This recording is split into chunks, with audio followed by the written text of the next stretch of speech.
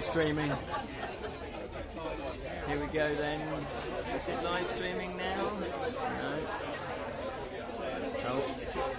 Yay! Greetings, Mythics.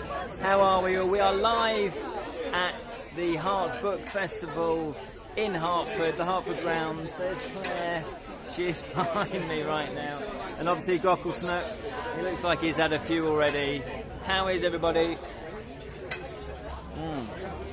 Got my stall set up. Sorry for being an hour late, but I didn't really know when was the best time to actually live stream.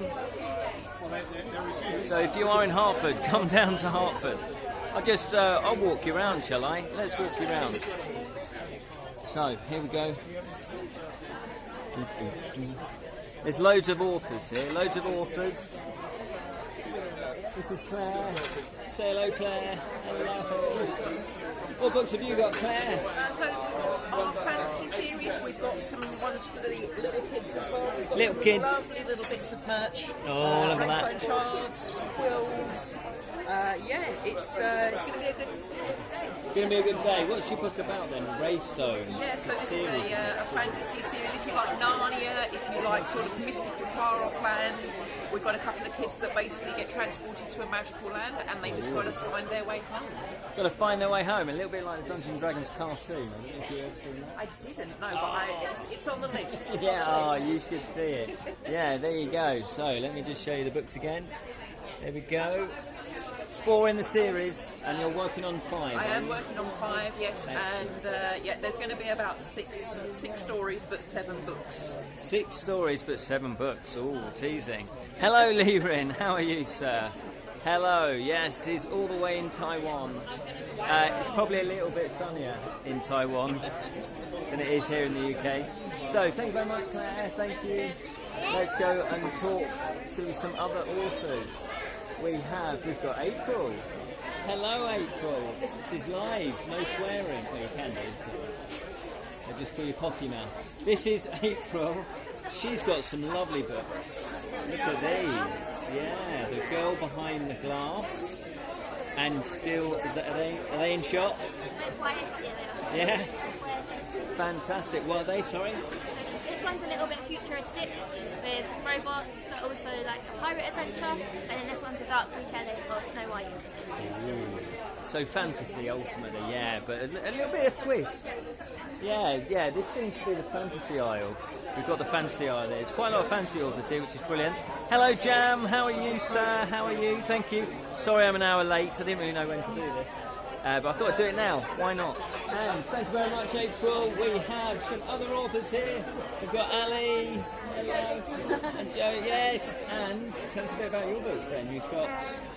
So Ocean Heart is a YA fantasy about a teenager who doesn't know she's a mermaid until she starts falling in love, and then she loses control of her weather summoning powers, and it all goes a little bit crazy. It makes it very complicated and a lot of fun. Wow, it does sound good. That sounds like it's a mermaid myth with a little bit of a twist on it, by the sound of it. Fantastic. And what have we got here? Okay, so we've got Sources of Truth. So it's fantasy with a touch of paranormal romance. It's about a girl called Tori who kind of falls into the truth by accident. There are people living among us that aren't human. Is it based on reality then? Hey. Yeah. There we go.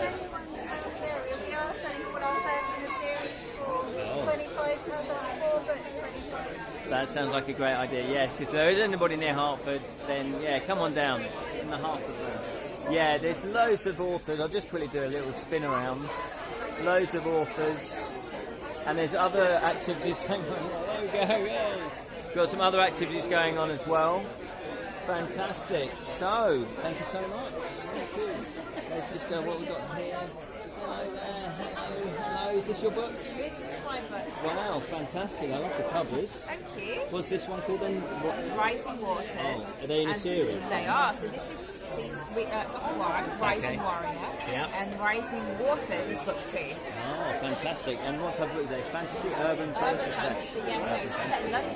Set in London. Like that kind of stuff. Fantastic. Yeah, we seem to be on Fantasy Row here. Yes, we A are. lot of fantasy books, yeah. Fantastic. So do you live in London? Is this one place? So I live just south of London, so Right. not too far. Yeah, that's pretty good. So you know London pretty well. Yeah, I know it pretty well, yeah.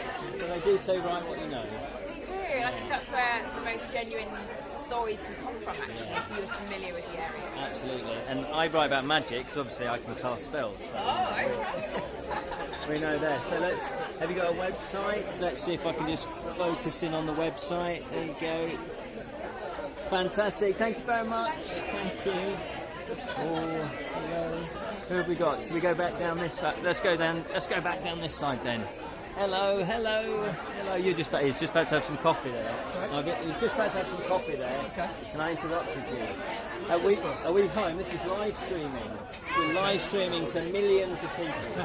Well, about 10. But, millions of people. This is what I do for the socials. Got to put it out there, promote. Absolutely. What's it about? You've been in magazines as well. Yes. It's a coming-of-age story. Okay. A young girl, and she's 13 when the story starts off. Right. And she's a very shy, not confident young girl. She only has one friend at school. Her brother's getting bullied. And she basically feels completely suffocated by her life. But she makes a very brave, bold move. Okay. She decides to go to an international summer camp. And she meets young people from all over the world. So I won't do a spoiler on that, but I do a lot of school visits, because underneath the adventure story, it's a kind of very pacey adventure story, it's got a high educational value because it's dealing with bullying, conflict, body image, climate crisis. Being an outsider. Exactly. All of that sort of thing. Brilliant. Yeah, sounds fantastic. So let me just focus in on the book. Can I just hold one up? Sure. There you go. So if you're interested in that kind of book, Home by Mark Ballabon. That's right. That's You actually pronounced it correctly. For once. My audience know I butcher names left, right and centre, even my own name. Yeah, fantastic. Yeah, so check that out. Is it available on Amazon? Amazon Waterstones. I launched it with Waterstones, so it's available around the country. Excellent. So check that out, Amazon and Waterstones. Thank you very much. Thank you very much. Cheers. What else have we got here? We've got another one here, Elizabeth. Stone arrows. This looks fantastic. It's all about stone arrows. Let's have a look. Stone Age people. Oh, okay. Look at that. Don't get many books about Stone Age. It's fantastic. Can Zeta and Finn survive the perilous journey and find their mother's tribe? Illustrations by Amy Groves. Can you see it? There we go. Can you see it? I can't see it. And it's by Elizabeth Barber. There you go, fantastic. So there's all sorts of books here at the Herts Book Festival. Come on down.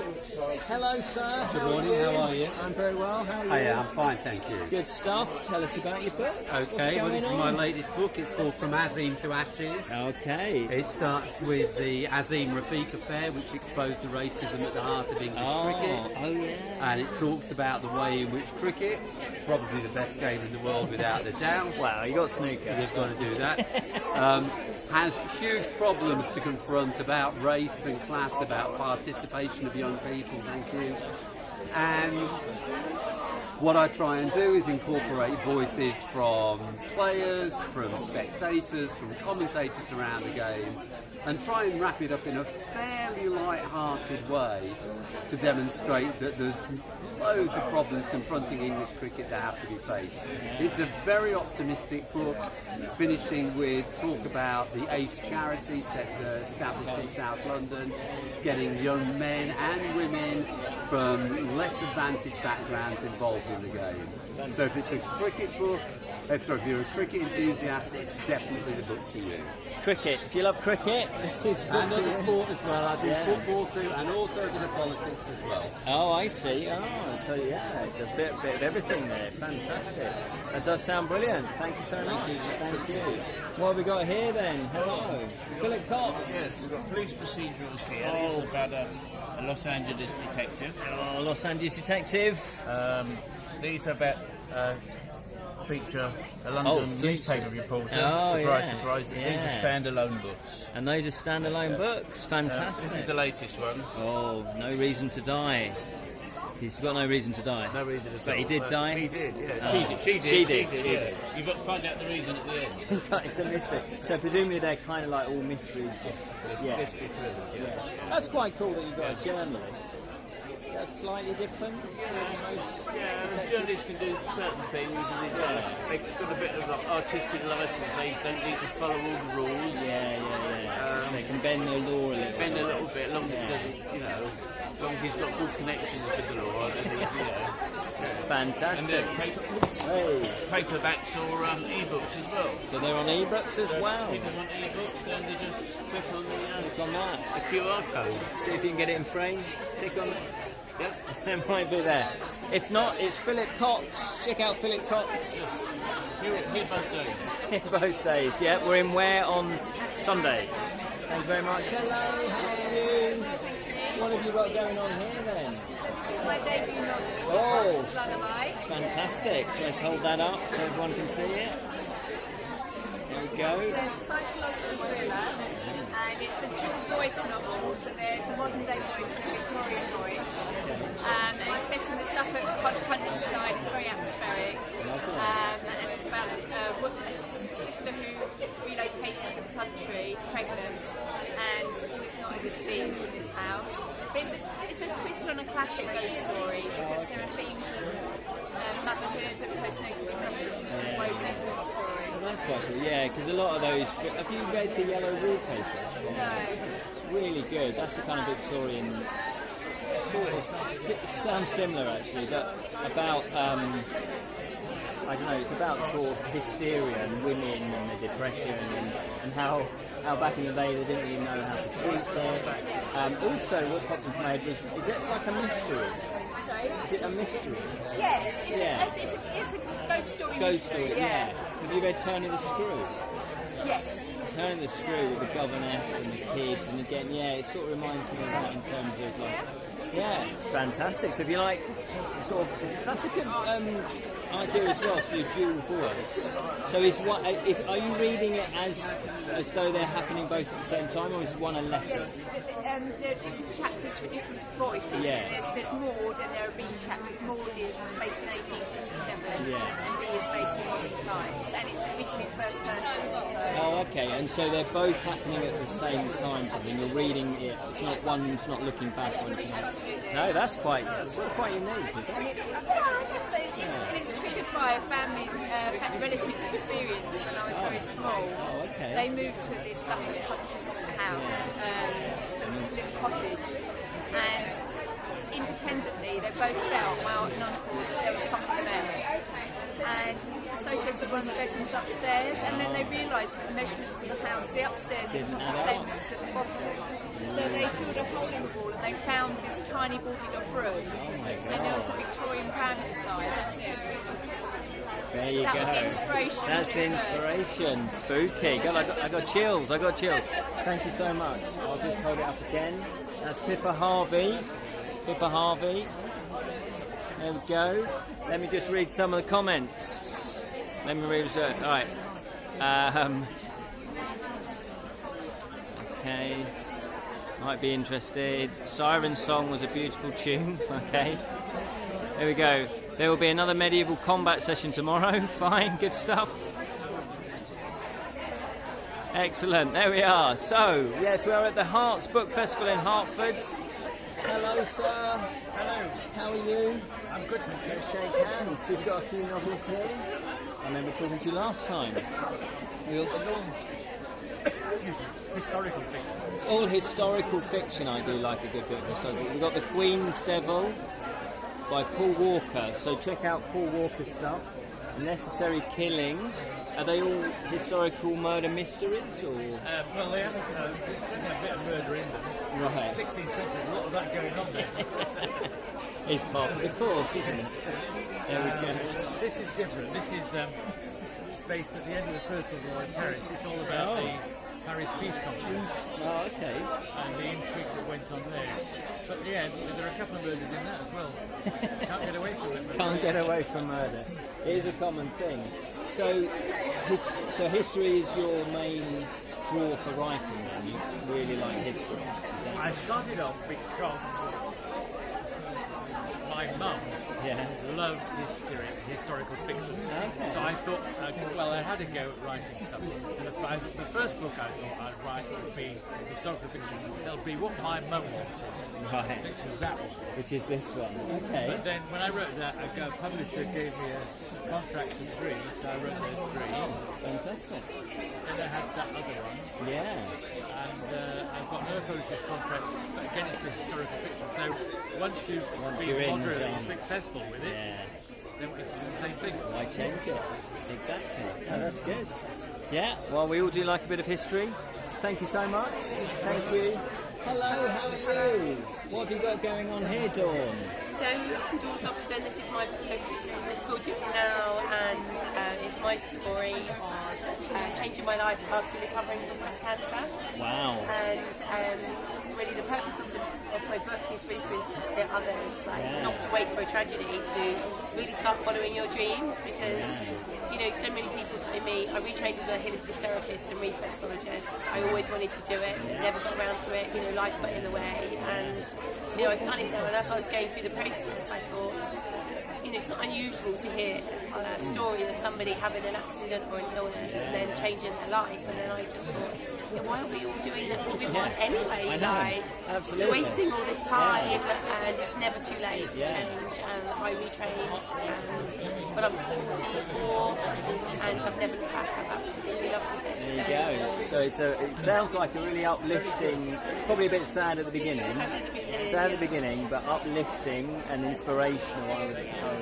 Just the process that I went through along the way, Absolutely. So I've had lots of lovely feedback. People said, oh my gosh, I wanted to be a teacher and I ended up being an accountant and I should have just... Well, I always remember my mum, she said to me when I was young, she said, try and find something you want to do, really want to do, because you'll be doing it for at least 8 hours a day for the rest of your life. And I'm like, oh yeah, that's a good point. Yeah. So hence why I decided, I'm just going to try and do creative projects, try and do that sort of thing. And not regret it, because you don't want to look back and go, I wish I'd written that novel.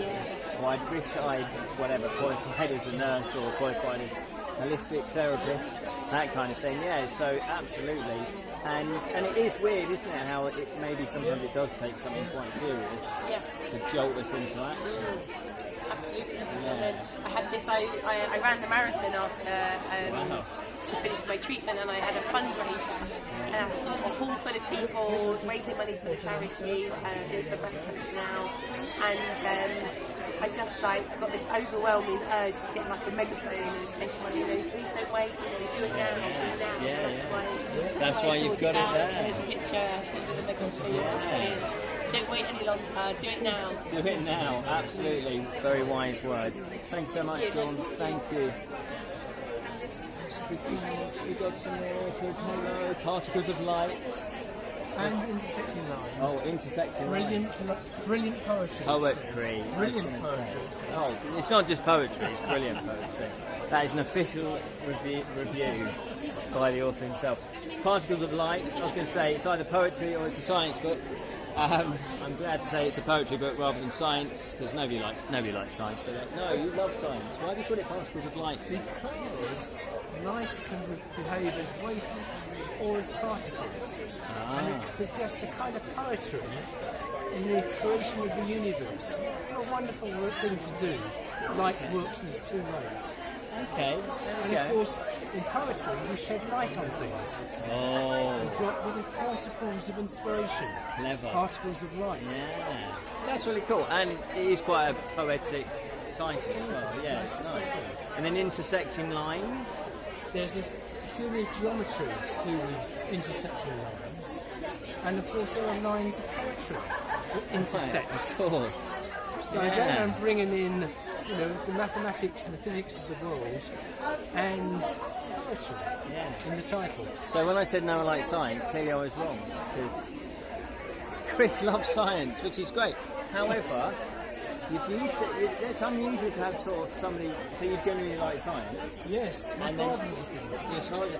But I got a degree in English. Yeah, so that's great, because that's quite unique, really, I would imagine, isn't it? To have somebody that's got a real keen interest in science, yet they write poetry and it's more creative side. Yeah, that's really good. So hopefully that can, maybe it's just the way it's taught at school, I don't know, but I didn't really connect with science. You obviously did. Was that because of your dad? Yeah. But I gave it all up at 16 and went for the Herts route. Yeah. Good for you. Excellent. Well, there you go. So if you like poetry, I take it you've got a website, have you? Have you got a website? I haven't got a website. Oh, he hasn't got a Twitter website. and Facebook. Twitter and Facebook. Check out the name. There it is, Chris M.L. Burley. There we go. Thank you so much. Thank you. The trouble is I have to do everything now, don't I? Because everyone's going to get jealous. There we go. We've got more poetry. Hello, Jonathan. How are you? Hello. There's Jonathan. He's very tall. Tall Jonathan. Oh, I'm very short. I'm 6'2". How tall are you? You're 6'2". I'm 6'2". Surely that can't. You must be 7'8". Anyway, let's talk about the poetry. You write poetry. So we have Ordinary Others. There we go. So is it all poetry? It is, yeah. Without You, poetry. Oh, I remember this book from last year. This is number 3, actually. Oh, it's number 3. Yeah. I was going to say, I remember that. Then we've got Bulgarians. That's brilliant. That's a book. This is the second one in this series. Oh, There'll be 3 in that series. So you've got a good series, right? And then you've got... Well, this is about the illustration of the Hertford Castle. Oh, okay. Oh, that's fantastic. It's illustrated by Suzanne Smith, who has an article about her in that book. Right, fantastic. Then we've got Renegade. The reason I have that is because Suzanne Smith is Martin Smith's sister. Oh, okay. There we go. Thank you so much. Thank you. So there we go. It's getting a bit busy now, so I might have to come back. We're doing a bit of a live stream. Oh, let's just quickly. You remember Beth? Hello, Beth. Yes, I do. How are you? Hello, Beth. I'm just doing a live stream at the moment. I'll be back. Sorry. Hello. I'm doing a live stream. Say hello. Hello. Doing a live stream. How are you? Good. I'll be back. Are you going to stay for a while? Yeah. Okay. I'm just doing a live stream. Yeah, there's a lot. I won't interview everybody now because there's too many people. Let's just get down here. Hello, we've got lots of kids books. Hello. We have lovely Nick. How are you? Hello. How many people are on here? May remember. I don't know. It's tricky. It says 2, but that's never accurate. It's us 2. Yes, it's us 2. Yeah. It's never accurate because when I look at it and then I look back at the figures, it goes, you've had 10 views or 15 views, and it's like, well, I don't understand that. But anyway, yes. Hello, Colin. There we go. How are you? How's it going? Yeah, it's great actually. We've got quite a few already. That's really good. Yeah. Well, I think what we've discovered is there's a lot of family stuff. Yeah, exactly. So I need to do pictures. Oh, well, that's it. It's fun. I mean, you just give them a book and at least takes the kids' attention for 5 or 6 minutes, which is good. Bloated Bear. Need a book about healthy eating. A bear that steals junk food, can't go to the toilet. Perfect. What kids need. Yeah, exactly. Time tablets. Because you need time travel. There's not enough books. No. There's not enough books about rhinos, though, is there? No, there isn't. No, that's it. Exactly. About a rhino that has terrible manners and needs to learn good manners. Yeah. All the illustrations done by Ross Burt, who is amazing. Look up Ross Burt. He's got a few. I think he's got his artist point. But yeah. There we go. It's stunning. Words by Nick Hughes, art by Ross Burt. There we go. Nice one, Nick. I'll come and talk to you soon. Thank you.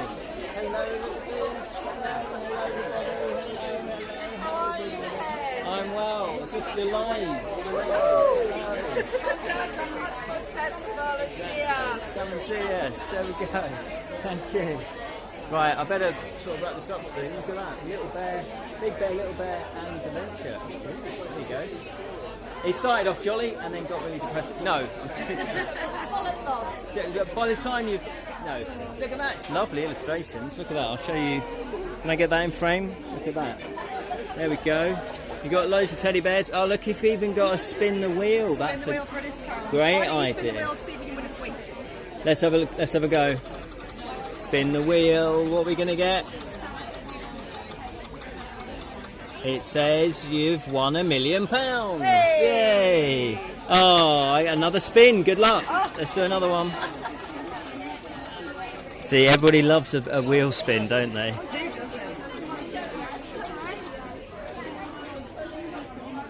You've weighted it. It said no win, no discount this time. She's a chick. It is a setup. She fixed it. Anyway, thank you so much. Hello. All these lovely books. Hello there. There's some more books. There we go. I think what we'll do is we probably better wrap it up. Actually, there's lots of other things to do here. Lots of activities. There's author talks. I better go back to my stall because people might want to buy my books. Hello. So I'm gonna go back to my stall. Oh, I didn't show you my stall. Here we go. We've got someone taking a picture of it all. There we go. Still being well for YouTube. Are you still doing your live? I am doing my live. This is the new book, of Magic and Monkeys. Is it part of the series or the first? It's a standalone.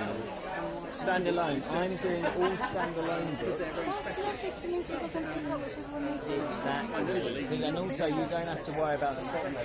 Oh, I'm going to put 2, so I've got to get 3 and 4. Or wait for one to come out. Exactly, you don't have to wait. So I thought I'd do them all standalone, but they all are set in the world of Edra. So they're kind of connected. Yeah, it's a bit like Discworld, where you might read about certain characters one book, and then 5 books later, I'll bring them back again to another sort of standalone novel. What inspired you to do a book on Monkey Magic? Yeah, exactly. That very program, Monkey Magic. Do you remember that Monkey? No. Oh, it's brilliant. Oh No, it wasn't. I'm going to go Google it. No, it's called Monkey Magic. Yeah, which is actually based on an old Buddhist scripture. It's fantastic. But as a kid, there was one called Monkey Magic, and he was a monkey that was born from an egg. And he had magic powers. He thought he was very boastful, though. He thought he was like the king of the monkeys, but the gods punished him for being too cocky. And so they sent him to be an escort for a Buddhist monk to take these scrolls somewhere, Tripitaka, and she found his head with a bracelet. So every time he got a bit cocky, she would just think, I don't know how she did it, and it would really burn his head, and he'd go, I feel like I remember that bit, but I don't remember the rest of it.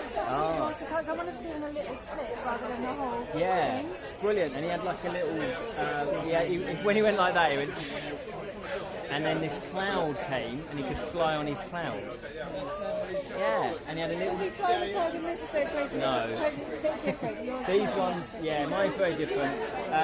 These are iron flying monkeys, so Kin cannot fly. He's an organic monkey. He's an ink pot monkey. And what that means is he drinks ink, and that gives him the sort of power to finish off your novel. So if you go off for a break, you'll come back and your novel's finished, or your map that you're drawing finished. Kind of moves into your text when you also help you with writing your own story. Yeah, well that's why I discovered an ink pot monkey was doing a search for the mystery creature. And then I thought, I've got to write about this creature. So it's basically about one of the iron monkeys doesn't come to life when he's made. And so all the other iron monkeys say, that's not fair. So they go on a quest to find a mage or a wizard or somebody who knows magic to bring them to life. And that's their quest. Did you create this book using your own cards? I did. I used some of these, in here. So I went, I need a creature. Hello there, are you interested? Hello. Yeah, just looking through over there. Oh, I see, looking around. Yeah, this is my stall. I'm just doing a live stream. Hello. Brilliant, yeah. What books have you got? We've got AI, anthology about AI, and ghost stories and murder mystery. Sounds great. Yeah. Between a collective of us. Yeah, sounds brilliant. Yeah, this is all my fantasy stuff. Yeah, so new novel of Magic and Monkeys, and then we got Legends of Grimm Asylum Blood. If you like poetry, this is like Beowulf. It's all in poetry. There you go. Yeah, have a look. Every time it's all fully illustrated as well. So there's over 50 illustrations. So I didn't do the illustrations. My good friend Rich Mann did the illustrations. which was that was brilliant. I would sort of say, like, I just need this, and you pretty much nailed it first time. Which was very nice. Yeah, thank you. So, and then we've got the mythical creatures deck. These are story spark cards to inspire writers. You know, if you're stuck for a mythical creature, magical objects, you've got black and white and got colour as well. So there we go.